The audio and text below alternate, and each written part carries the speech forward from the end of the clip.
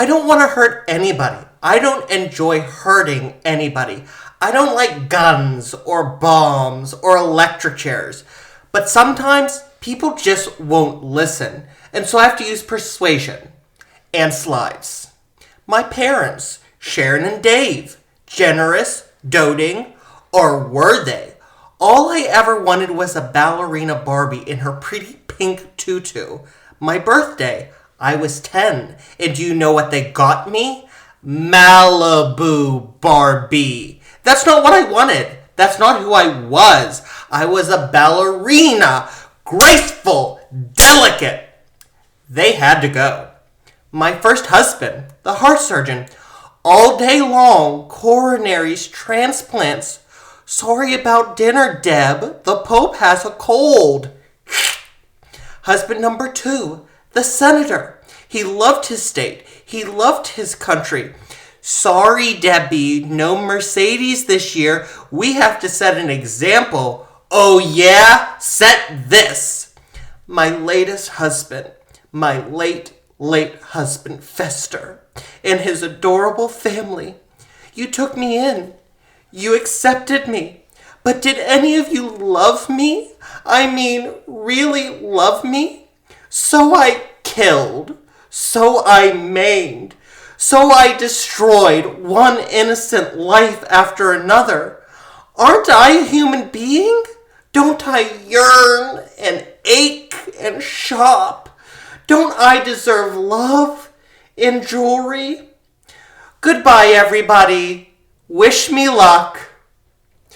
And welcome back to episode 56 of Crips and Corks. Yo, that episode of Lizzie McGuire was crazy.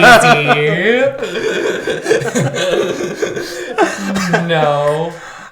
Thank you to Debbie from Addams Family Values for that monologue. I have always wanted to do that monologue. This is episode 56 of Crips and Corks. I'm your host, DJ Powers, here with my co-host, Paul. As usual. And you know what? Crips and Corks is about having dreams, creating dreams, living your dreams. And I did live my dream. Well, you lived your dream the other week, too, when we tried that new Krabby Patty sandwich from Wendy's. What do you mean I lived my dream? It was a dream getting it, but it turned into a nightmare when I took a bite. You stole my joke. That's what I was getting at. That shit was so bad. Like, do not try that Krabby Patty from Wendy's. It's not worth it. It's basically the Dave Stubble with some Big Mac sauce. Not worth it. Knock off Big Mac sauce. Right. And you know one thing about me, I love fast food, so I was very disappointed.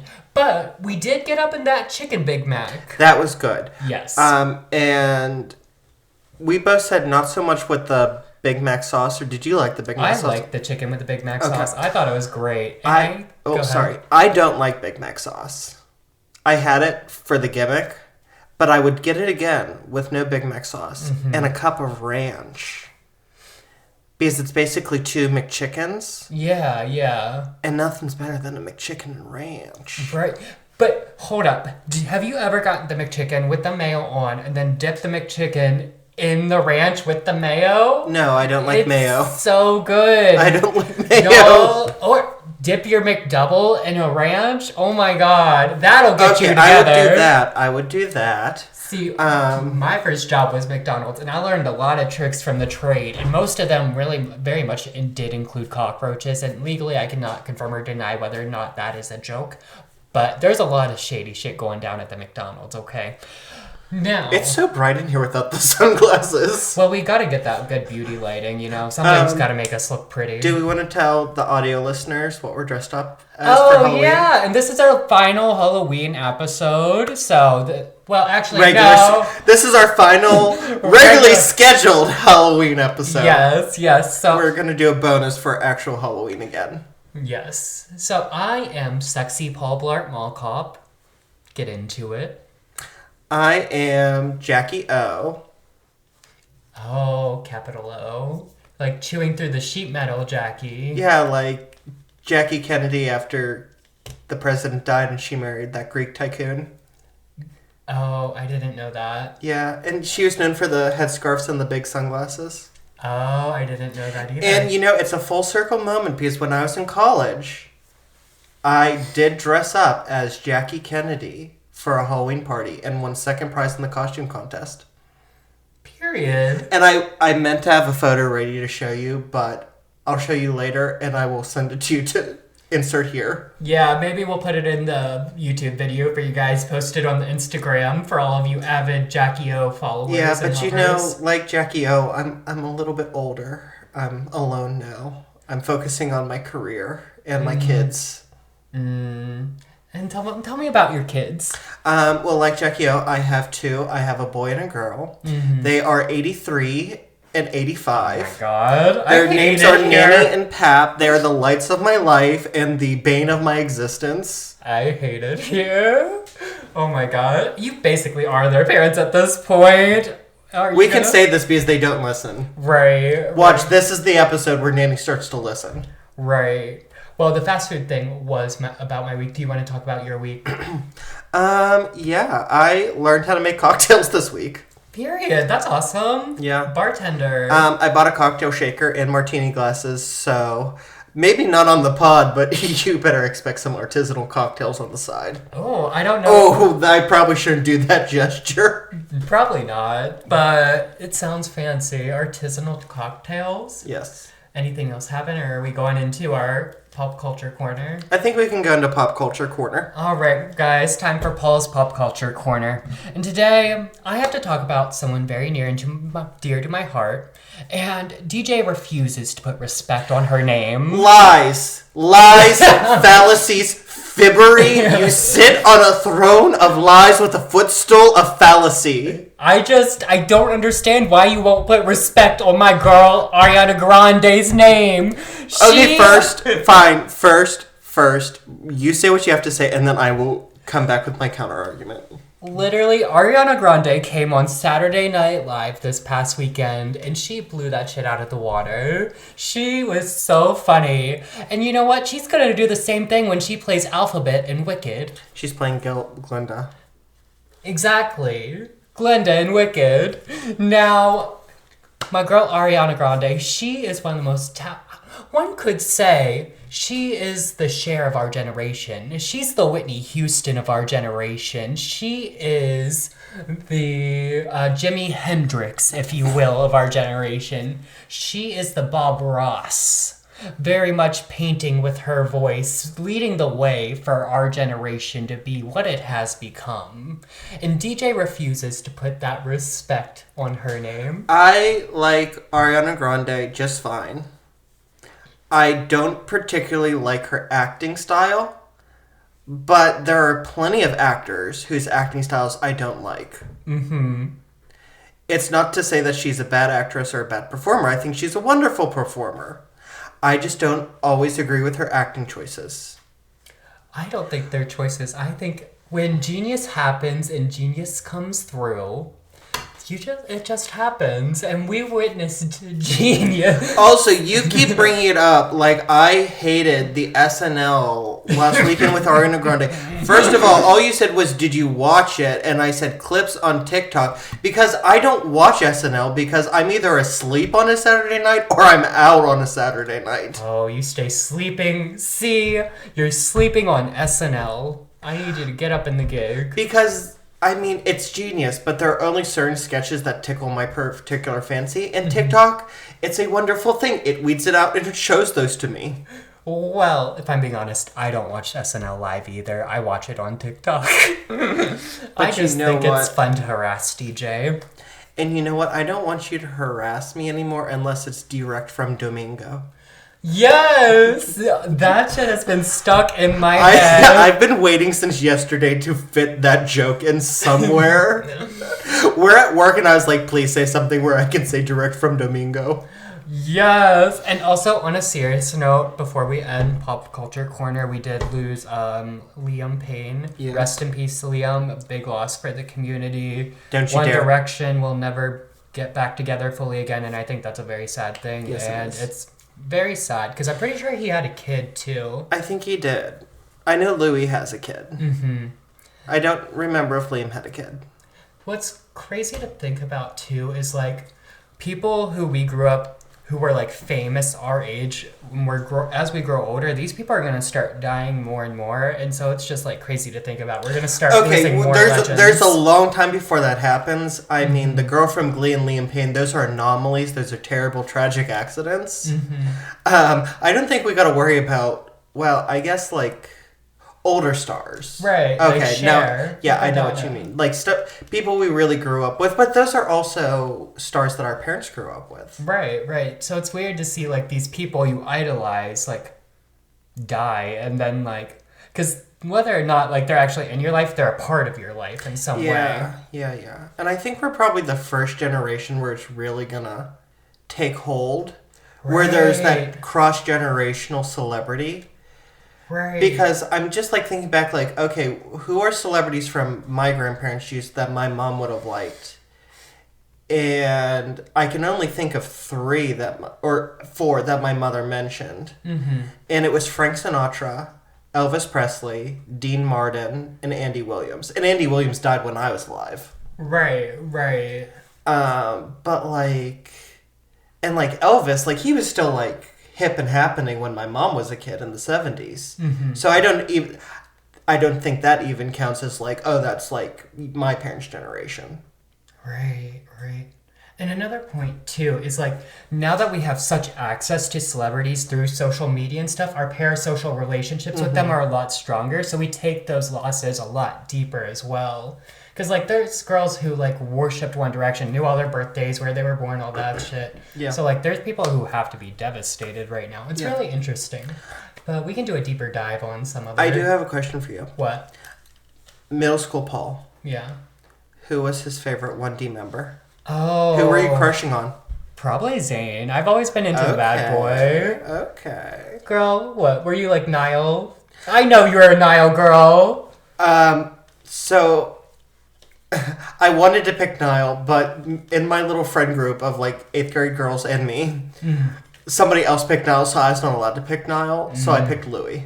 Louis. Wasn't it a thing that like Louis and Harry like had a secret relationship?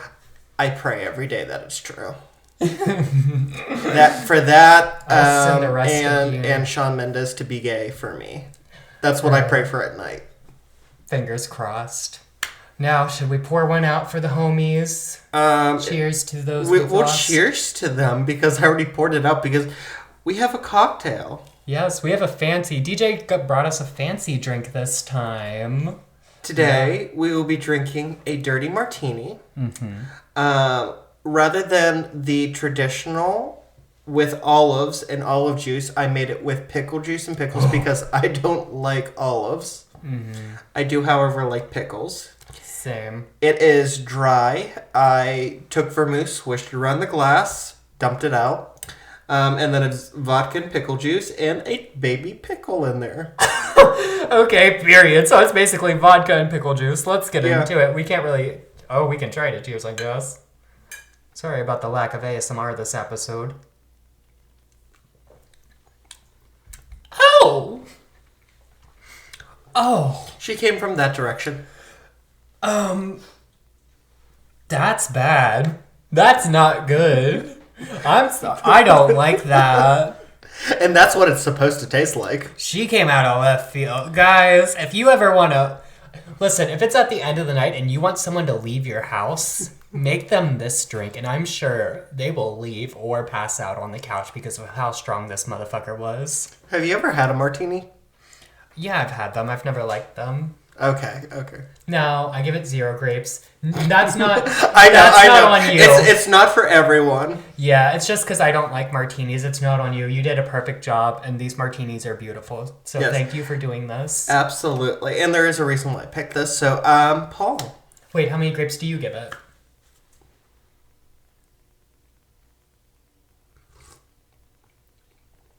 I'm gonna give it 1.5. Oh, you don't even like it, bitch! I never read it! I don't like dirty martinis. Oh. I picked it for this episode. Which sometimes we do paranormal pairings that we don't. You gave it 5. Okay. We have a studio audience, and our studio audience member gave it 5 grapes. You really like it that much? Okay. Period. Good. Awesome. Maybe you can finish mine. We'll see how this episode goes. Maybe I'll have to finish it. All right, Paul, let me tell you a story. Let's get into it. A hike between buddies takes a terrifying turn, and I'm not talking about Brokeback Mountain, when they discover a strange and frightening idol. Against better judgment, one of them takes it home, only to be plagued by something stalking his home. They pass it along to noted paranormal investigators who are soon tormented as well, before going on an epic quest to free themselves. Today, we will discuss the terrifying tale of the Crone of the Catskills. I'm not gonna lie to you. When you told me we were doing the Crone of Catskills, I thought I was focused on the word crone, and I thought like old lady, we're doing a witch. So this is really interesting. Kinda. Okay. That comes in later. I don't know this story, so wait, where is this taking place again? The Catskills, it's a mountain range in New York. Oh, so this is in America. Yeah. Oh. Tell me what you thought I was gonna... I just want to hear. Where I thought this was? Yeah, like what... So we know you thought I was talking about a witch. Yeah, and I thought it was gonna be like some foreign witch, either in like Germany, like the German area, or down south in like the rainforesty area. Okay. Period. So, our story starts in a horrible, horrible time of darkness. 2016. You stupid bitch. And it starts with an anonymous account posting on Reddit. Okay. On the r/paranormal subreddit. And give me a second. I have to zoom in one more time on my screen because I can't read it. Readers. Yeah. You're getting old. So once we started the video episodes, I stopped wearing my glasses. Mm-hmm.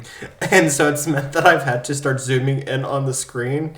And Paul can tell you, I have this in the largest font possible. And he's still like...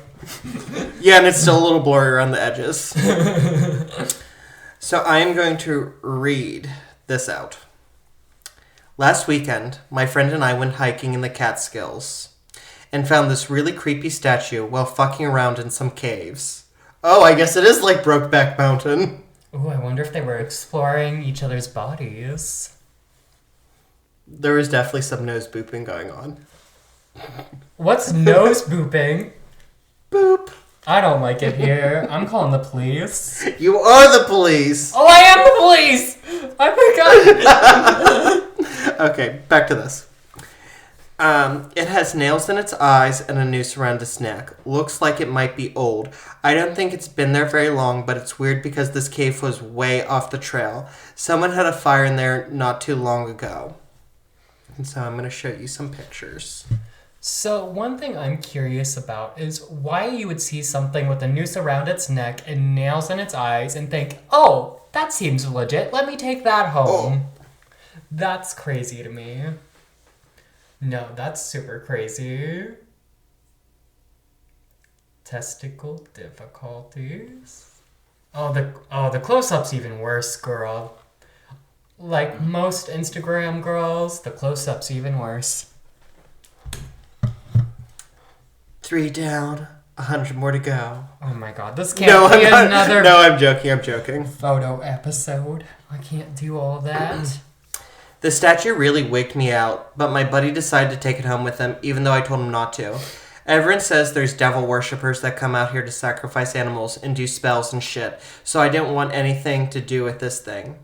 A couple days later, my friend calls me and tells me he thinks the statue is haunted because it keeps moving from its spot, and he keeps smelling weird stuff. Says he can't sleep at night because banging keeps him up. Now, last night someone knocked on his door, but no one was there when he opened it, and he's super weirded out. He thinks he has a ghost because of the statue. It might just be a coincidence, but I think he's actually scared. Before we go set the thing on fire, I want to see if anyone knows what it is. Anyone ever see something like this or heard a statue causing ghosts? Throw away because I didn't want to use my main account for spoopy stuff. See, this is giving Annabelle right off the bat. The doll shows up, starts moving around the room. Mm-hmm. It's the very bad Annabelle-esque. smells. It's giving demonic possessed doll, or I guess in this case, totem. Now, a couple days later, he added an edit to the original post, which is just an addition to the story. My friend showed up here at 11:30. He's out of his mind scared. Never seen him like this before. I'm going to do my best to remember everything he just told me because it was a lot. But long story short, he's sleeping over because something is in his house. We found the statue on Sunday, and like I said, I told him not to take it because it gave me bad vibes, but he took it anyways. He's been an atheist as long as I've known him, so when he told me that something was going on, I thought he was just fucking with me because he knows I like to watch paranormal shows. He always made fun of me for it. It started out just as knocks and banging, but he said that by Wednesday he started waking up in the middle of the night feeling like someone was watching. This kept happening through the week, and every time he'd wake up he'd smell a really strong scent like pond water. He doesn't believe any of this stuff, so he just ignored it until a few days ago when the statue moved from his desk into his living room. He says that every night since Thursday it's moved into a different room than where he left it. He thought it was his dog moving around because it smelled funny, but his dog won't go anywhere near it. He says she's actually peed in the house 3 nights in a row, and she's never done that. Aww. Last night, someone knocked on his door at 3 a.m, but when he went to open it, there was no one there. His motion lights weren't on, and there weren't any cars in his driveway. He said that he opened up to the door to look outside, and that's when he knew that he made a big mistake, like he just felt like he shouldn't have opened his door. That's why I made this post in the first place. At that point, I didn't have any reason not to believe him because it had gone way beyond a joke, and he actually sounded really, really fucking scared on the phone. He kept telling me he was going to burn the statue because he knows that something followed him home. Anyway, he stayed up all night and then decided to go to the movies to take his mind off of it. When he got home, he said it felt like everything was fine and he decided to finally go to bed. This is where it gets super fucked up. He says that when he woke up, which wasn't until like 10, it was because his dog was barking like crazy. He said the pond water smell was stronger than ever, and when he went out into the hallway, he saw all of these muddy footprints everywhere. Not like shoe prints, but barefoot. All of his doors and windows were locked. After someone knocked on his door, he freaked out and made sure everything was locked up. So there's no fucking way anyone could have gotten inside. Sitting in the living room was the fucking statue, which had moved again, and he says that when he started to go near it, he heard someone breathing, like his grandpa with a tracheotomy. Jeez. Okay, it smells like pond water, and I imagine pond water smells disgusting. It smells dirty. Okay. Kind of like the dirty martini that we're drinking. Dirty pond water, dirty martini. But also, I'm kind of here for this totem on the go. She's just a girl on the go. She's going from room to room. She has things to see. She doesn't want to be bored in one room. She's a girl on the go, and I'm here for that. He pieced the fuck out, and now he and his dog are sleeping in my guest room tonight. I've never seen him this scared, and he even started crying. I have no fucking idea what to do. I believe him because he has no reason to lie to me about this because it's way too far to be a joke now. I know that everyone says not to burn it or whatever, so what the fuck do we do? He wants me to go to his house and get the statue tomorrow, but I'm too fucking freaked out to take it back to where we found it in because I don't want to see whoever put it there. Oh, that's true. And they did say that the fire that they was saw... recent. Yeah, and you don't know. So it might have been like some sort of person, maybe they were practicing like some sort of Appalachian form of voodoo or something. One of my research articles said anyone who has the basest understanding of sympathetic magic knows that this was like not that. Yeah, because it's the nails in the eyes for me. That's so creepy. I feel like they were really trying to hex someone or curse someone. And I feel bad for whoever they were trying. Or maybe they were even like, since there's a spirit attached to it, maybe they were trying to like attach a demon to someone. Okay. Or like some sort of evil spirit or evil nature spirit. Because you said there were muddy footprints, right? Mm-hmm. So maybe it's like an evil nature spirit. Okay. Well, they were flooded with responses on Reddit of people with different things to do. Mm-hmm. And one of them came from Greg Newkirk, who is a paranormal researcher and the co-founder of the Newkirk Museum of the Paranormal. We love the Newkirks. We I love the Newkirks Yes, so we much. I'm stan such a Greg fan. and Dana. Greg and Dana, if you ever find this, I love you so much. Heart. Please We'll DM us to collab. I had to do the Gen Z heart. How do you do the Gen... Hang on. Wait. Gen Is Z. it like... Wait. So you take your middle finger and the finger next to it, and then oh. you just do that. You curl the one finger, and it's the millennial Gen Z heart. I have arthritis. I can't do that shit. Oh, from all the hand jobs. Yeah. It's definitely not hereditary or anything. Oh, so hand jobs run in the family. Okay. Anyways, back to the fucking story.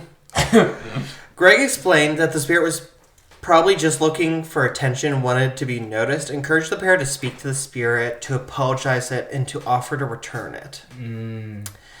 They began messaging back and forth. Greg and the OP, I think that's the correct term. Original poster, OP. Oh, okay, OP, okay. I'm trying to talk in Reddit terms. Crazy girl. I'm a novice to Reddit. The studio audience is telling me that I'm correct. It is OP. In one of the messages, the OP told Greg that he and his friend returned to his friend's house. As soon as they get there, the dog refused to enter the house, would just cower and whine. So they go in and they find more of the muddy footprints all over the house. But the statue is no longer in the living room where the friend left it. Instead, it is lying on the floor of the hallway under a huge crack in the wall, like it had been thrown against it with a lot of force. There has to be a lot of force to put a crack in the wall. I mean, it's wood, but But still. that's no... But at the same time, there's nails in it. If you threw nails... I'm imagining it's like a crack. Or at least a crack the length of the statue, which... Interesting. Very interesting. They took it back in the living room and they began to try and apologize and reasoning it with it. As they did, they could smell that stale, dirty pond water smell again and heard the sound of moving water. Then, in the dark corner of the room, they saw the naked figure of an old woman with scraggly hair, soaking wet and with glowing eyes, staring at them. Okay, that gave me chills. Me too. Oh my gosh. They apologized again and quickly wrapped it in an old pillowcase and fled the house. They wrote to Greg that they tried, they weren't going back to where they found it, and they were just sending it to him to deal with. Oh my god. That's crazy. This shit's crazy. So, a week later, Greg and his wife Dana, who is the other co-founder of the Museum of the Paranormal, got the statue in the mail. They unwrapped it, took a few photographs, and left in the office. This is very normal procedure for them. They run a paranormal museum. They receive hundreds of haunted artifacts all the time. Right.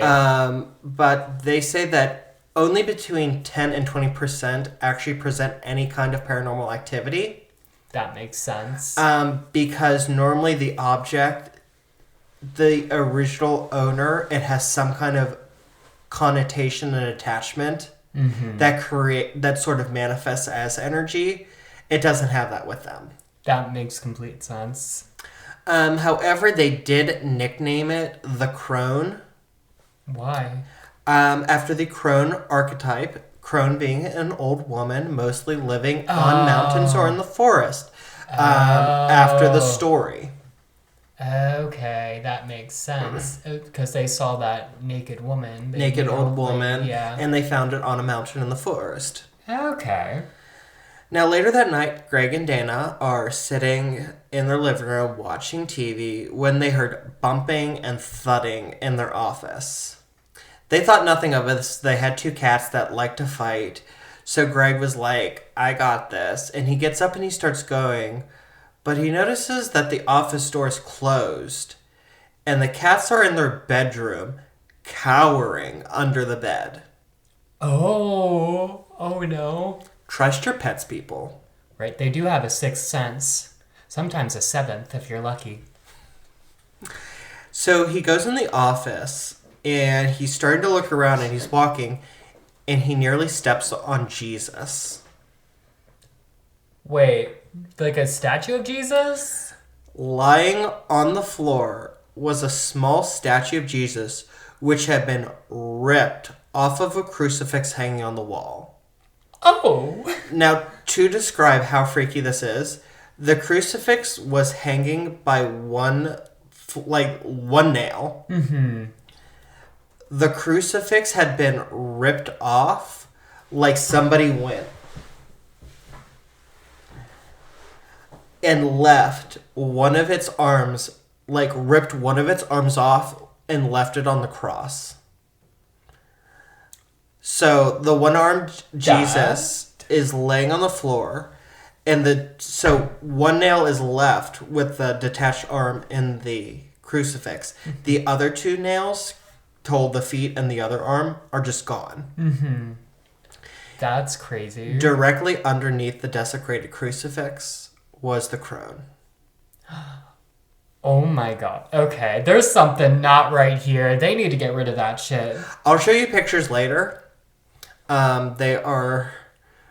I signed up for Dan and Graina's Patreon and I got them off Patreon, so we can't show them. Mm-hmm. I don't think we can show them. Yeah, no. I only did this last night. If I'd done it beforehand, I would have messaged them and been like, "Hey, I have a paranormal podcast. Do you mind if I use some of your photos?" And they would have been like, "Fuck no." Hey, I would print that out and frame it for Crips and Corks HQ. Oh my god, and just frame it right here. Yes. Hang it right on the wall behind us.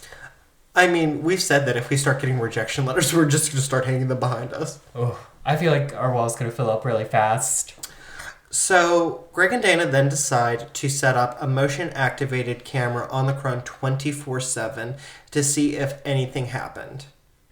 Nothing did for 3 months. Okay. Then, in one night, it fired off 3 pictures. And I know these are about to be the creepiest pictures I've ever seen in my life. One of these pictures shows a strange orb. Now, Greg and Dana aren't really orb people, but what they thought was really weird about this was the orb gave off its own light. Like, it lit up its surroundings in the picture. Mm-hmm. Because it was picture with an orb, another picture. The first picture just had a bug in it. Okay. So the second picture had the orb in it, and it was significantly lighter, around the orb. You could tell it was the orb that was giving off light by the shadow it was casting on other things. Mm-hmm. And then in the last picture, the crone had moved. That's crazy. So it just kind of teleported. It was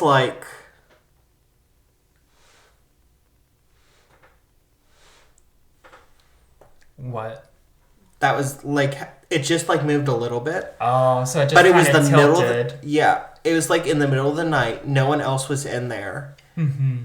And if anything else had moved, and they did a bunch of tests okay, they lived by a road, sometimes trucks went by. Did a truck go by and shake the table? Mm-hmm. No, because there were much lighter stuff on it that should have moved that didn't, if that was the case. Okay. That's so crazy. I'll have to see these pictures. Because usually orbs, they don't light up things around them. It's just a contained ball of light. Exactly. A few days later, Dana called to Greg from the living room. She asked him if he had stood on the back of the couch for anything. What? There's going to be mud on the back of that fucking couch. And he says no. And she goes, "Did you maybe get out of the shower and stand on the back of the couch to change a light bulb or something?" And he's no. And he goes to the living room, and there on the back of the couch are 2 wet footprints that just appeared there. No trail leading up, no trail leading away. Something just manifested there. Oh my god. I don't think I would sit on that couch. Oh my gosh, do you think it watches them while they plow on the couch? Do you think it just stands over them what are you doing down there? Do you think the crone likes to watch is what I'm asking? Greg, Dana, I'm so sorry. I'm not associated with it. I think Greg and Dana would appreciate that joke. On another occasion, Dana woke up in the middle of the night to see the soaked, naked old woman manifest in their closet and climb out and stare at them. She does like to watch. He was mid-pump and he looked over and said, No, she woke up. She had to wake Greg up. She was freaked out. Oh. Either way, she likes to watch him sleep then. She likes to watch something. I'm sorry. You can't even drink the drink. No, I did it for the gimmick, Paul. I did it for the gimmick, okay? Mm-hmm. Sure. And I'm the crazy one. Soon, Greg and I'm Dana... the problem.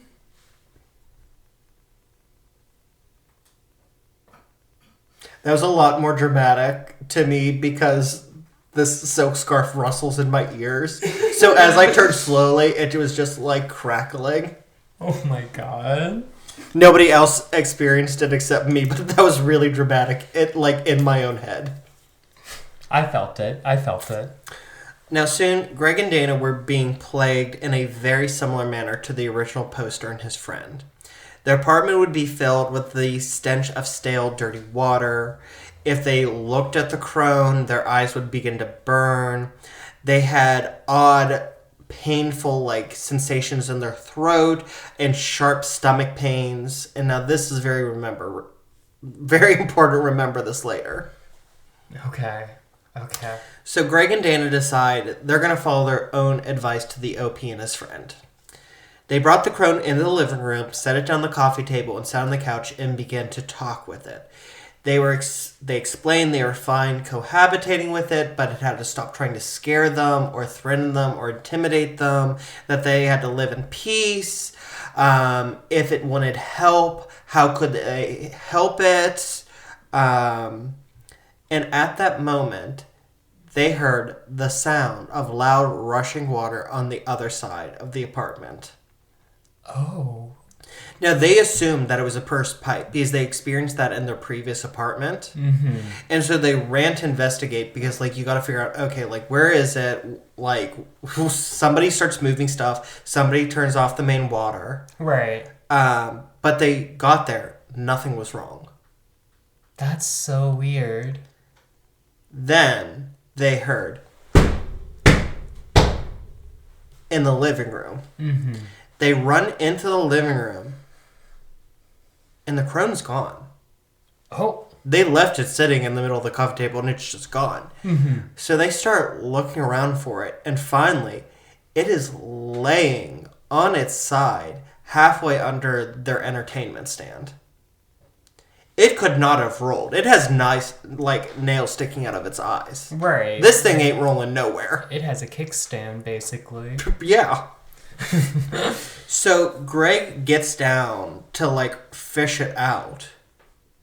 And as he does, the TV starts to tip to fall on top of him. Dana shrieks and catches it before it could actually fall on top of Greg.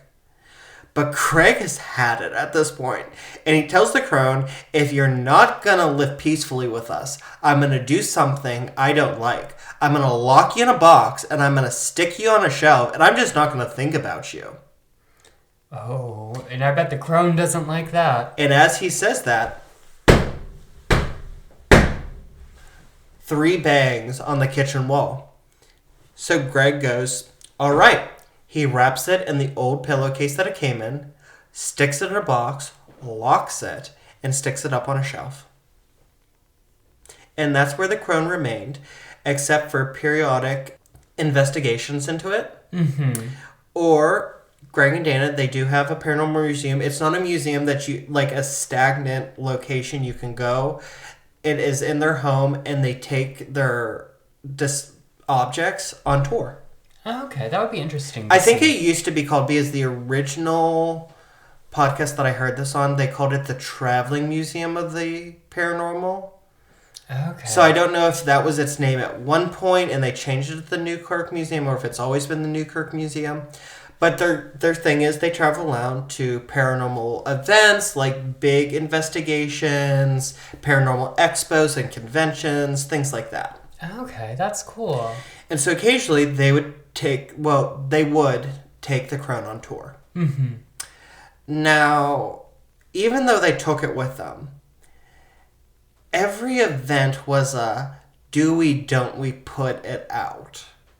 And they would have to, like, feel out the vibe. If it was, like, really chill paranormal investigators, like, I want to help you, I want to communicate, it's like, okay, we might be fine. Right. If it was the Zach Baggins, I want to punch a ghost in the face convention, They'll leave it in the box. they'll leave it in the box because it's already aggressive. Right. And even when they did take it out, it was aggressive. People had a very visceral reaction to the Crone. They would, like, see it and they'd, like, kind of avoid it. Some people would report that if they looked at it, their eyes would begin to burn. Others would experience sudden, sharp stabbing pains out of nowhere. One person mocked the Crone and got into a car crash on the way home. Oh, that's not good. I feel like that happens with so many, like, cursed things where you mock Robert it. the Doll, Annabelle. Yeah. You mock it and car crash. Now, it was at one of these that the final straw broke. Mm-hmm. A man came up and asked the Newkirks if he could see the Crone. They at first refused. They didn't think it was a good idea to bring it out. But he repeatedly came back and explained, like, he had driven to Michigan from Canada specifically to see the Crone. He didn't want to touch it. He just wanted to see it for a minute. And so finally they were like, okay, just for a couple seconds. Mm-hmm. As soon as Greg opened the box, all hell broke loose. A powerful force just shot down the aisle that they were sitting at the end of. Like at the convention? Yeah, so you know how, like, conventions, they have, like, booths? There's a lot of people at those, too. What the fuck? That's crazy. Lights overhead began swinging wildly. Directly across from them, there was a woman at a booth, like, doing book signings, and she had, like, a big gulp of soda. Mm-hmm. The big gulp exploded all over her books, destroying them. Oh my god. People are looking around because they can't see what's going on, but they can feel it. Mm-hmm. And Greg looks down, and down the aisle there's a man with his head thrown back, seizing and bleeding from the mouth. What the fuck? That's some shit you see in a movie. That's crazy. The man begins weeping and apologizing, like, put it away, I'm sorry, put it away. And Greg's, like, relocking the box. And him and Dana just looked at each other and knew they had to return the Crone. There was, like, no other options. Yeah, it's like hurting. Like, this is an insanely powerful thing they're messing with. I'd argue maybe even more powerful than Annabelle. Don't tell Annabelle you said that. Yeah, well, I'm not the one challenging Annabelle. It's the other doll. Well, we will get into that later. Now, before they were going to return it, they wanted to replicate it for the museum. Okay. So they enlisted the help of their friend Jason Gowan, who is one of Greg's oldest friends. They actually did paranormal investigations as, like, teenagers together. So they go way back. And now Jason, prior to agreeing to this, already had an experience with the Crone. Mm-hmm. During a museum live stream on Facebook, Gowan joked in the comments about placing the Crone in his son's crib to see what happened. That doesn't sound like a good idea.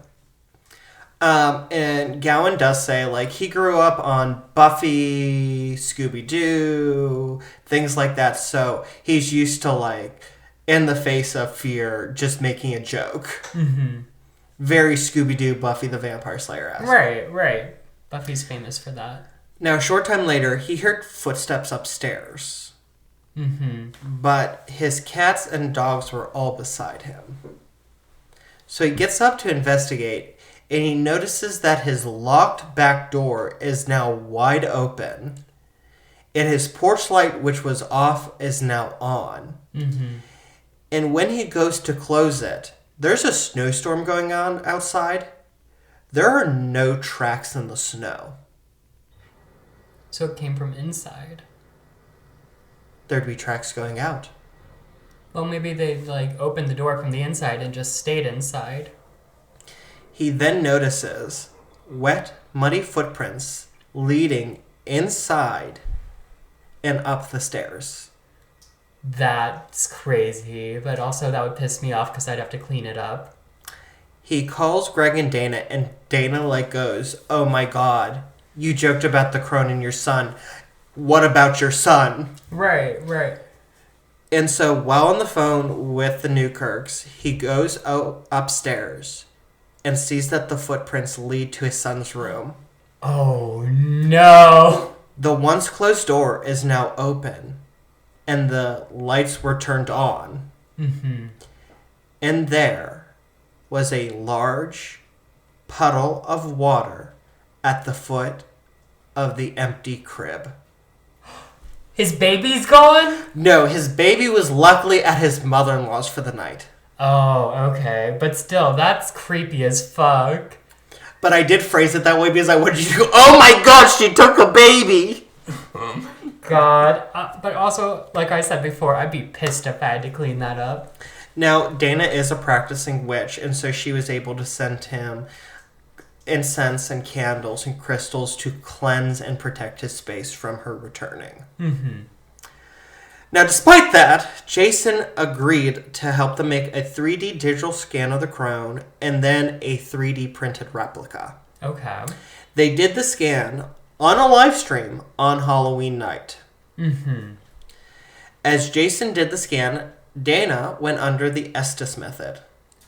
Oh, okay. Interesting. For those of you who don't know what the Estes method is, it is basically technologically induced mediumship. Yes. Where you take a spirit box, which is basically a radio that has the ability to scan through frequencies at rapid pace. Yeah. And the thing is that ghosts are able to manipulate the waves to get words out.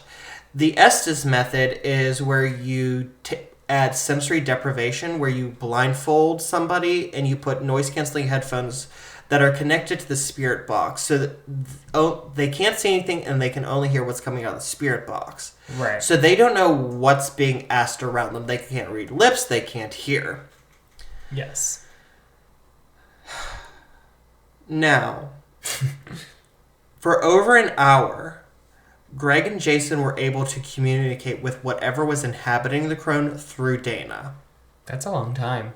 Yeah, they all said normally best case scenario, the Estes method works really well for 40 minutes and then it kind of peters out. Mm-hmm. This was over hours they were talking with it. Well, this is a really powerful spirit, so that makes sense. Through the Estes method, 2 distinct spirits came through, even at times ignoring Jason and Greg and talking or fighting with one another. Oh my God, that's so funny.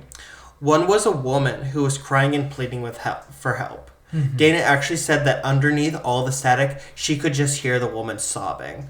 And you've done the Estes method. That's creepy. I don't like that. That's so creepy. The other was a man who the woman identified as Bidum, or Brother Bidum, who was aggressive and threatening and kept trying to get the woman and Dana to stop. How does this tie in? Okay, keep going. Whatever was inside of it was adamant it did not want to be scanned. Because Jason and Greg were we're just going to scan you. It just shoots light and it reflects off the statue and that's how we get it. It was no, stop. It hurts. And as it said, it hurt, Dana went, I have this weird pain in my back. And that's where Jason was scanning the Crone. Oh, that's so weird. That's crazy. The first scan was nearly perfect. Mm-hmm. Except somehow it didn't scan the nails or the noose.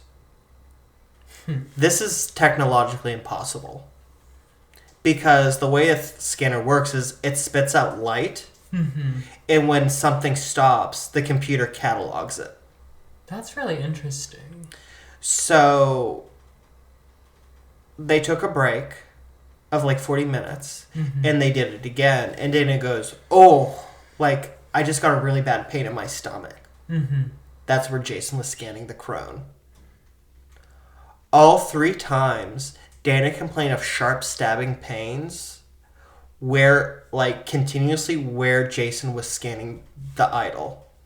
That's so crazy. And remember, she's blindfolded. Yeah, so she doesn't see where he's scanning. No, and it was all 3 of them said it was 3 for 3 that she was complaining about this. So there's some sort of psychic physical connection there. Now, Jason was able to get 3 pretty good scans, so he took them home and began to 3D print the replica. However, to make it as accurate as possible, they decided that he was going to remove the noose from the scan to 3D print it, and they were going to add an actual noose. Okay. Now, to do this, he had to remove the noose, thereby decapitating the digital scan of the Crone. Okay. Because it's around her neck. To remove it, there's not going to be anything there. As he did this, he was horrified to see in the system fingers begin to form from out of the Crone's neck as if something was trying to claw its way out and escape. Ew. No matter how much he fought the system, he's literally fighting with the mouse to get it to stop. Yeah, because you have to take the mouse and draw it almost. He's trying to fight the mouse to get it on, and it's fighting him. That's so wild. Any attempts at printing resulted in shapeless blobs that were totally unrecognizable from the Crone. Oh my gosh. This Crone really doesn't want to be modeled or scanned or whatever. Greg and Dana had one last option to try, and they turned to visual special effects artist Tyler Strand. Okay. Tyler agreed to help them by making a cast of the Crone, which he would then use to make a mold to create a plastic model of the Crone. But he could only do this after the nails and noose were removed. But this was going to be part of the unbinding ritual the Newkirks were going to do to free whatever was in the Crone. So they said, well, can you, do you want to come climb the Catskill Mountains with us, find where the Crone came from, do the unbinding ritual with us, and then do it? And he goes, you want me to take very sensitive chemicals to create this mold that have to be kept in a controlled and temperature-controlled climate and do this. That is impossible. I'm so in. That's crazy. Tyler just seems really fun. Yeah, he seems like a real go-getter. So, in late 2018, the 3 arrived at the foot of the Catskill Mountains. They had only a vague idea of where she came from based on the original description from the original post. Because remember, it was a throwaway account. Right. And they couldn't get into touch with the original hikers. Right. And they could only either find something similar that the Crone would be okay with, or to be guided by the spirit. They stopped at a hotel the night before to prepare for the hike up the mountain and the ritual to release the spirit. Strand began to measure the Crone for the cast and felt an electric charge in the room. The 3 brought out their EMF readers and noticed sharp spikes all around the Crone. They noted it was as if it was excited and that it kind of tolerated being manhandled by Tyler because it sensed it was so close to being returned. Oh, that's interesting, actually. Dana meditated in preparation for the next day's ritual. Mm-hmm. While Greg was in the shower, he was struck by sharp pains in his abdomen again and began to cough up blood. Oh, that's not good. He suddenly recalled an email from a woman who dreamt of the crone lying on top of her and whispering that she had taken the missing nails from the crucifix and put them in Greg's mouth and he swallowed them. What the fuck? That's so creepy. That's so And weird. you remember Greg had experiencing the pain in the throat and the abdomen going way back. That's so crazy. That's so creepy. I don't like that. That's so weird. The following morning, they began their hike up the mountain with the tools for their ritual and the tools for their mold casting. Mm-hmm. So they've got all of this ritual stuff. They've got all the chemicals for the mold. They've got the cast for the mold. Mm-hmm. They've got 2 tents, one for them to sleep in and one for the mold. And they had a portable propane heater. Mm-hmm. Not to keep them warm, to keep the tent for the mold warm. Okay, I got you. That makes sense. I mean, if they're going to put in all that effort, they might as well keep it temperature controlled so it doesn't get ruined. They not might as well. They had to, or it would not set. Right. The hike began easily, but soon it turned near impossible as they left behind the moderately inclined and well-marked trail and began ascending up the steep mountain through the forest. At one point, they became lost and had 3 different options to go in, and chose one because a noose hung from a rocky embankment like a sign from the spirit. Oh, that's creepy. Finally, they made it to a spot which felt just right. The spot where the crone was stolen from, and to where it was going to be returned. Mm-hmm. They began to set up camp. Greg and Strand looked for firewood and noticed a spot just north of the camp filled with nothing but dead trees and plants, but noted it felt ominous and avoided it. Mm-hmm. Once the fire was lit, Dana cast a protection circle around the camp, sealing their sacred space off from anything evil which could try to interfere. Okay. She then began to bless and consecrate the tools they would use. Okay. So like they had pliers to like remove the nails. So she had to bless and consecrate those. Mm-hmm. Take a normal object and make it a sacred object. Right. Like she blessed everything. Mm-hmm. Like this is how important this was. That makes sense. She then took the crone out and Dana began to cleanse the crone with incense. Incest. Incense. Oh, sorry. As she did so, an unseen figure began to stomp around the perimeter of the protection circle, originating from the dead, ominous spot just north of camp. Mm-hmm. They tried to focus on the ritual, and at that moment, all of their phones went off. Mm-hmm. Because Dana teaches, like, online witchcraft courses, and so she sent out protection spells for them to partake in. Mm-hmm. And at that moment, all of her witches were like sending them like we're casting the spell to protect you. Okay, cool. Period. Love that. And they were so buoyed and they felt so positive just knowing and feeling the combined force of all of these people. Mm-hmm. Once cleansed, they placed the crone on its back on a rock, and Greg removed the nails one by one. Mm-hmm. He said, "Re-release the negativity bound to this object. We bind it to the nails. We release them. We release them." And pulled each nail out one by one. Okay. He said this was overwhelming and he really struggled to do it. Mm-hmm.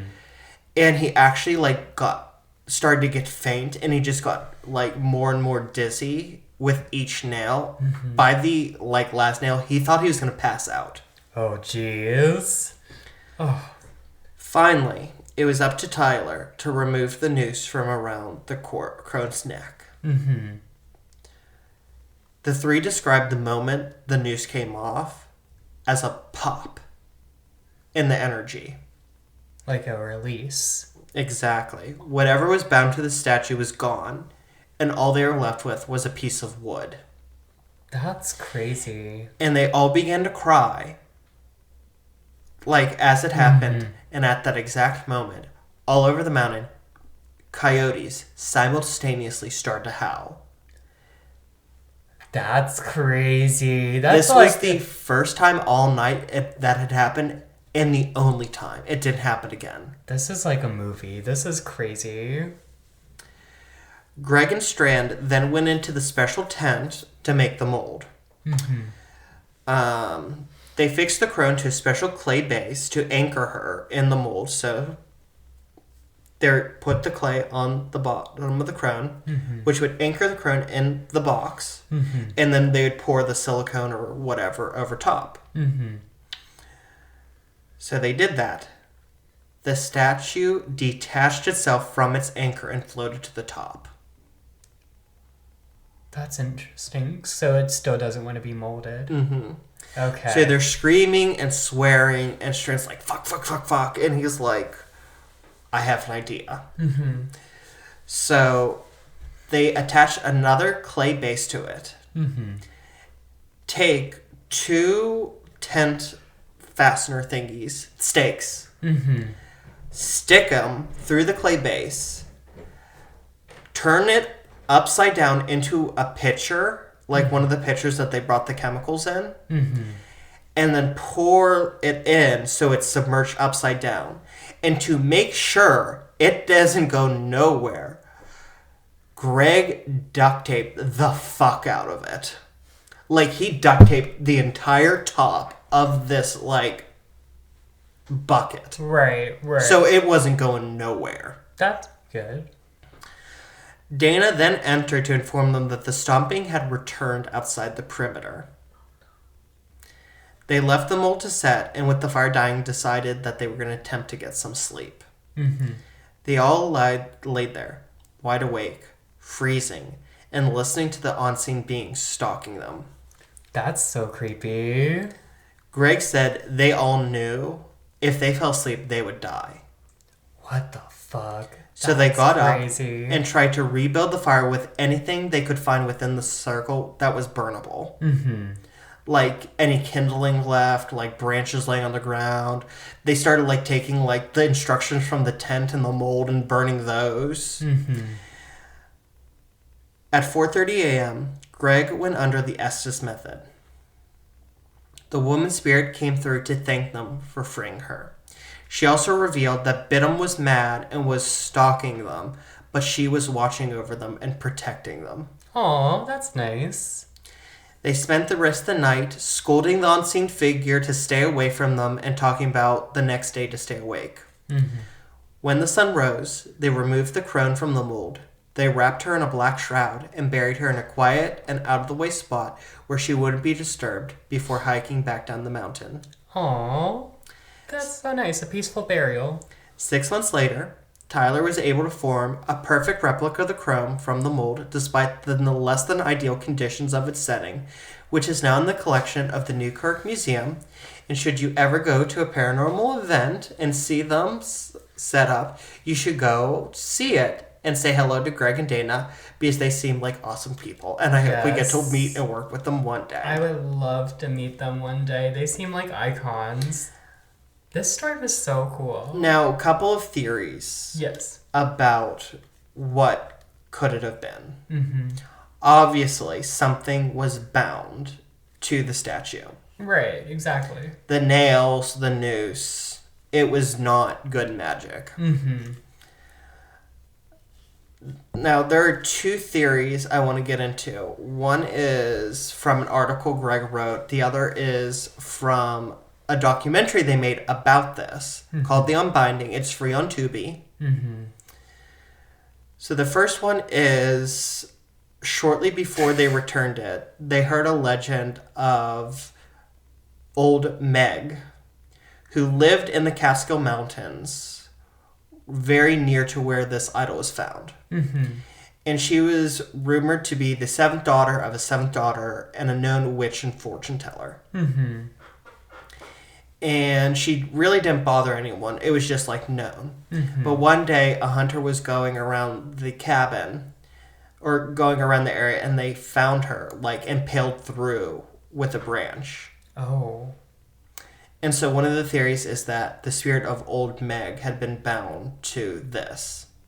Okay. The other that was presented in non-binding is because they were trying to figure out what the statue was. Mm-hmm. And Greg found something ish similar from an Etsy store that sold Slavic pagan altar dolls. Oh, so. And as he was going through, he found, or not altar dolls, altar statues. Mm-hmm. Dolls is like derogatory. Right. And one of these Slavic goddesses, the only Slavic goddess in the Slavic pantheon, is a goddess named Mokosh. Mm-hmm. She's the goddess of witchcraft, of fate, and of running water. Oh, running water. Okay, interesting. Now, the thing about Mokosh is, or about this Slavic paganism, Mm-hmm. there's not a lot of it in the United States. Mm-hmm. There are select pockets that have come over with like Slavic, Russian, Ukrainian Immigrants, thank you. Mm-hmm. And the town at the base of this mountain had a very large Ukrainian emigre community. And now that's not so fascinating because a lot of Russians and Ukrainians and Eastern Slavs practice Christian Orthodoxy. Mm-hmm. But they met with a Russian folklorist and like pagan researcher. And they said, well, like, where is this paganism practiced outside of Slovenia? Mm-hmm. And she said there are just select pockets, one of them being in upstate New York. In the Catskills. Crazy. So you think it was that? And the other thing about Mokosh is she's neither good nor evil, Mm-hmm. which you kind of noticed. Like, she was like the crone was intimidating, Mm-hmm. but it wasn't necessarily good or evil. Mm-hmm. There is a huge amount of animosity between the Slavic paganism and Christian Orthodoxy, the desecration of the crucifix. And Mokosh was known, the goddess Mokosh was known for stealing children. Oh, okay. Like the crib thing. Mm-hmm. Spooky. Spooky, spooky. I'm not gonna lie to you. This made me a little bit sick. I'm sorry. That's why, so full disclaimer, that's why I'm not being as funny right now, girl. We're making our way through this episode, so let's power through it, because I am not feeling good. Smash or pass. Greg and Dana Newkirk. Smash. They're icons, legends. Love Big Greg smash. and Dana Newkirk. Big smash. Yes, they're icons. Love them. Any last thoughts? This story was actually really cool. It's like a movie, and I'm gonna have to go watch this. The Unbinding. It's really good. Yes. I watched Yeah. it in research. I feel like it deserved to be more than free on Tubi. At least Amazon Prime. You can get it on Amazon Prime for money too. Right. I just didn't want to pay money. Mm-hmm. Huge thank out to Greg and Dana and the Newkirk Museum of the Paranormal. Your article on there was a huge help to me in researching this. Also, a big thanks to you and the makers of the movie The Unbinding. Those were my two main sources for this. Mm-hmm. And also, all of my research came directly from them. Also from Dana and Greg's Haunted Objects podcast. Right. Love that podcast. I've listened to a couple episodes. They're really funny. Paul, where can they find you at home? You can find me at my personal Instagram and TikTok at Paul Lember, Paulember. And as usual, it's not delivery, it's DiGiorno, but right now it might be delivery, because girl, we're fighting for our lives. I had a little bit to drink last night, and this, on top of that, is not... It's going to be DJ running to get Pedialyte and Pepto-Bismol from the CVS. Girl, I'm going to need the Lord, I'm going to need God, and I'm going to need Jesus plus Taylor Swift. If you'd like to find me, you can find me on Instagram and on TikTok at The Real Deej Powers. If you'd like to write me a love letter, you can address it to the Crone's Cave in the Catskill Mountains. On second thought, maybe don't do that. Also, a lot is going on in the world. We want to give a little something back, so we strongly encourage you, if you want to help children who are being affected by the war between Israel and Hamas and the victims of the genocide there, you can do so by going on www.unicef.org and donating there. Also, we are a week away from the election, I think, by the time this comes out. Yes. So, sorry if you're not registered to vote. You missed your opportunity, but make a plan and vote. You can check where your polling place is at www.vote.org. And I think that's all she wrote. Period. So until next time, if you find something in the woods, don't take it, and keep your crips tight. And your corks loose.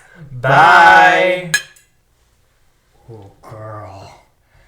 I'm gonna need a whole ham slider from the Long John Silver. That's fish. Same thing.